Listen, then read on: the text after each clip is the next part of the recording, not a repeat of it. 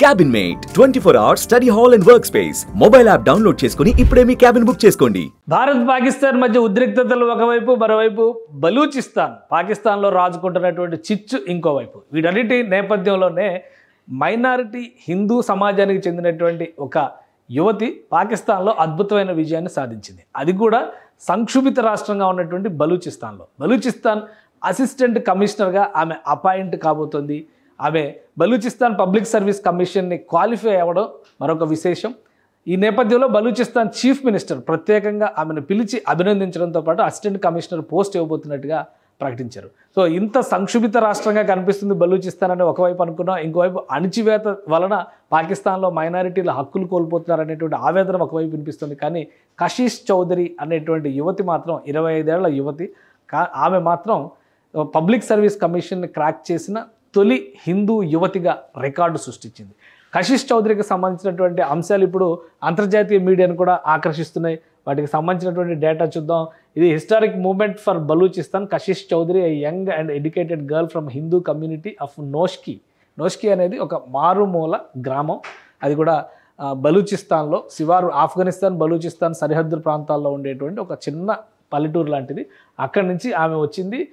Has become the first ever Hindu female assistant commissioner in the province's history. So ఆమె ఒక record సృష్టించింది. Kashish Chaudhary first Hindu female assistant కమిషనర్గా బలూచిస్తాన్లోనే charge తీసుకోబోతుంది. So ఈ విషయం తెలిసిన వెంటనే పాకిస్తాన్లో ఉన్నటువంటి బలూచిస్తాన్ ప్రావిన్స్ చీఫ్ మినిస్టర్ ఆమె తండ్రిని కూడా పిలిచి అభినందించారు. పోస్టింగ్ ఇవ్వబోతున్నట్టుగా ప్రకటన కూడా చేశారు. దానికి సంబంధించినటువంటి దృశ్యాలు ఇప్పుడు వైరల్ అవుతున్నాయి.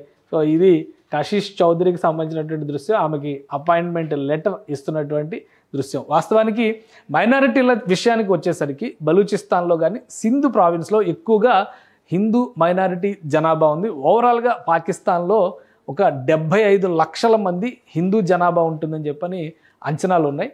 అయితే అక్కడ ఉన్నటువంటి హిందూ సమాజం చెబుతున్నటువంటి లెక్కల ప్రకారం చూస్తే కనుక దాదాపు 90 లక్షల మంది హిందువులు ఇంకా పాకిస్తాన్లో నివసిస్తున్నారు. గతంలో ఇంకా ఎక్కువగా ఉండేవారు, ఆ నంబర్ తగ్గిపోయింది.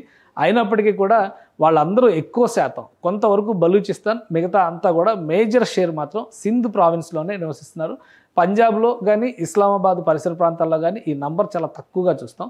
సో ఈ ప్రాంతాలన్నీ బలూచిస్తాన్ అంటే మరీ వెనుకబడినటువంటి ప్రాంతం. అలాంటి వెనుకబడినటువంటి ప్రాంతంలో కషీష్ చౌదరి కష్టపడి సాధించి మొదటిసారిగా పబ్లిక్ సర్వీస్ కమిషన్ ర్యాంక్ని సాధించడం, క్రాక్ చేయడం, అపాయింట్మెంట్ రావడం, అలానే రాష్ట్ర ప్రభుత్వం కూడా ఆమెకు అపాయింట్మెంట్ లెటర్ ఇవ్వడం అనేది ఇప్పుడు ఆసక్తికరంగా మారింది. ఇంకా నేషనల్ మీడియాలో వస్తున్నటువంటి కథనాలను ఒకసారి మనం చూస్తే కనుక బలూచిస్తాన్ చీఫ్ మినిస్టర్ సర్ఫరాజ్ బుగ్తి క్వెట్టాలో ఆమెను పిలిచి అభినందించడంతో పాటు అపాయింట్మెంట్ లెటర్ ఇచ్చారు.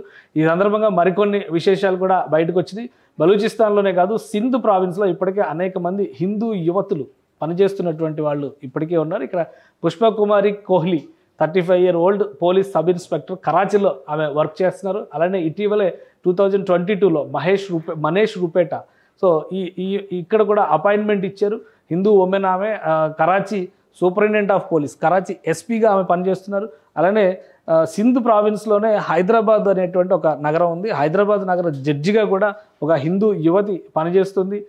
దీనికి సంబంధించినటువంటి డేటా కూడా ఇప్పుడు బయటకు వచ్చింది. అంటే పాకిస్తాన్లో పూర్తిగా అణచివేతే ఉంటుంది అనడానికి అవకాశం లేదు. సివిల్ సర్వెంట్స్లో రాణించేటువంటి క్రమంలో ఇటీవల కాలంలోనే కొంతమంది మైనారిటీ వర్గాలకు చెందినటువంటి యువకులు కూడా తమ అదృష్టాన్ని పరీక్షించుకోవడంతో పాటు అక్కడ రికార్డును నమోదు చేసేటువంటి ప్రయత్నం. అంటే పాకిస్తాన్లో యువతకి ఖచ్చితంగా అవకాశాలు ఇస్తే కనుక సాధించి చూపించగలం ఏదైనా అని నిరూపించడానికి ఒక ఉదాహరణగా ఇప్పుడు బలూచిస్తాన్లో విజయం సాధించినటువంటి కషీష్ చౌదరి కనిపిస్తుంది.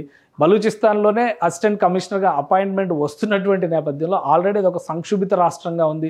పాకిస్తాన్ ప్రభుత్వాన్ని అక్కడ ప్రజలు వ్యతిరేకిస్తున్నారు. స్వతంత్ర బలూచిస్తాన్ దిశగా అడుగులు వేసేటువంటి ప్రయత్నాలు జరుగుతున్నాయి. ఈ సంక్షోభిత సమయంలోనే ఆమె ప్రభుత్వ అధికారిగా బాధ్యతలు తీసుకోబోతున్నారు. సో రాబోయే రోజుల్లో కత్తి మీద సాముగా ఉంటుంది. తన లక్ష్యం ఒకటే అని చెబుతున్నారు, మహిళా అభ్యున్నతి దిశగా పనిచేయడం, మైనారిటీ వర్గాలకి అవకాశాలు కల్పించడం ద్వారా వారు రాణించేందుకు కృషి చేయడం. బలూచిస్తాన్ ప్రాంతం పాకిస్తాన్లోనే అత్యంత వెనుకబడినటువంటి ప్రదేశం. అక్కడ మానవ జీవన ప్రమాణాలను పెంచడానికి ఒక ప్రభుత్వ అధికారిగా చేయాల్సినటువంటి పనులన్నీ చేస్తాను.